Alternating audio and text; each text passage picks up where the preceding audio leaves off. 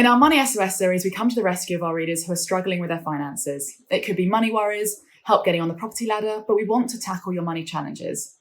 In the latest episode, we're joined by Paul Bellwood from Santander. Paul has worked in Santander's financial support team for 21 years, caring for customers in financial difficulties and providing one-to-one care to help them with their money worries. Hi there, Paul. Hi, Gemma. So thanks, Paul. We've got Chloe joining us today. Let's meet her so we can find out how we can help her. Hi, Chloe. How are you today? Hello. Hi, Gemma. Hi, Paul. Nice to meet you. So it sounds like you've got a lot going on at the moment. So Chloe, to begin with, can you just tell us what your biggest money worries are at the moment so Paul and I can have a better understanding of your current situation? I unfortunately lost my job due to the pandemic. I was also pregnant at the time, so it was obviously quite a financial worry. Obviously being pregnant in the pandemic and then obviously losing my job meant that we was just reliant on my husband's salary. We are signed into a debt plan, which we were just about making ends meet and paying it, which was £700 a month. Obviously with me losing my job, it meant that we had no choice but to sign into this debt plan, which consolidated it and made it £125 a month rather than the £700 a month. What I find really hard is at the age of 22 we bought our own home and things were looking really great, and then it sort of all took a massive downward spiral, and I just want some advice on where I went wrong, really. Well, I mean, don't be too hard on yourself. You're certainly not alone, and it's great that you're looking now to tackle your situation, because money can fluctuate over our lifetimes. It's very common, and that's why people are always advised to squirrel away what they can for the inevitable hard times. And it sounds like you've had an incredibly tough year, but also congratulations on your new arrival. So let's start with this debt burden, which is clearly hanging heavily on your shoulders. It would be useful to understand a bit more about that plan. For example, how much do you owe? What are you being charged in interest? And are there any payment deadlines or penalties? Because I want to check that you're not overpaying and see if there are any other practical things that you can do. Yeah, so it's a 5-year plan, and it's against the house. So the debt is actually in my husband's name, but obviously with us being married, it's ours together. So after 5 years, they will ask us to remortgage, and they will take the equity out of the house. So the original debt was 27,000. Say for example, there's 15,000 left to pay after the 5 years of paying the monthly payments. We have to try and remortgage, and then they'll take the equity from the house.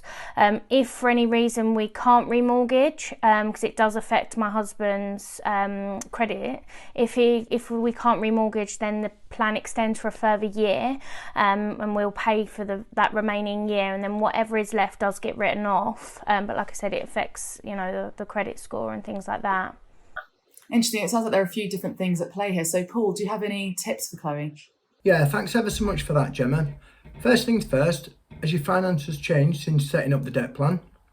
Do you need to reassess your financial situation? It may be an idea to write down all your current outgoings, as things may have changed since the initial setup. Santander do work in partnership with PayPlan, who have independent financial advisors to assist with the income and expenditure. I think you could also swat up on some financial basics because, they do say knowledge is power, and I just really don't want to see you overwhelmed by this in the future. So understanding how the interest that you're charged is added to the amount that you owe is a really strong motivator also to keep on top of this. And also technology can be your friend, with like handy budgeting apps and also trackers to show you how your debts are falling. And that can, again, really motivate you to keep going. I totally agree with you. So on the Santander app under My Money Manager, there is a monthly spend report, plus an overview screen which breaks down your card spends into category. This compares with previous month's spends, which may assist you with your finances and where they're going. Chloe, how does that sound? Yeah, no, it's really handy to know that there's all these apps available, and I'll definitely be having a look at them. Okay, great.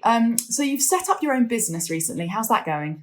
Yeah, so obviously with the pandemic and having 2 young children, I decided that I'd set up my own business. I've set up a modelling and acting agency.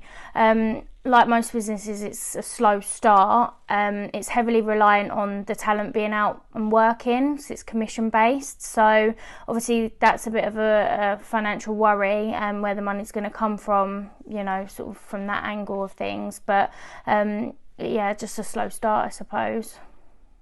Well, I think the first things first, well done for taking that brave step in setting up on your own. And I think the thing to start off to say is always assume, as you rightly point out, that it's going to take slightly longer than expected to turn a profit. So budgeting accordingly will be really important. And I also think with a business model like yours, trying to keep costs down low, keep those overheads low, will also buy you some more breathing space before those revenues really build up as well. Paul, is there anything else to add? Well done, Chloe, on taking the brave steps to start up. There are videos on the Santander website that can help. The person behind the business, taking the plunge, starting a side hustle, starting up on a shoestring. So Chloe, now we've had this chat, how are you feeling about it all? Yeah, no, it's nice to get some guidance and know the right tools and the right places to be looking. And I would definitely be having a look at those videos, because I feel like they would definitely help me have a bit more of an understanding on which angles to be taking. Great. And Paul, is there anything else to add? Yeah, speak up as you're not alone. Look on the Santander website, and if you have any issues in calling, you could always use Santander's live chat service.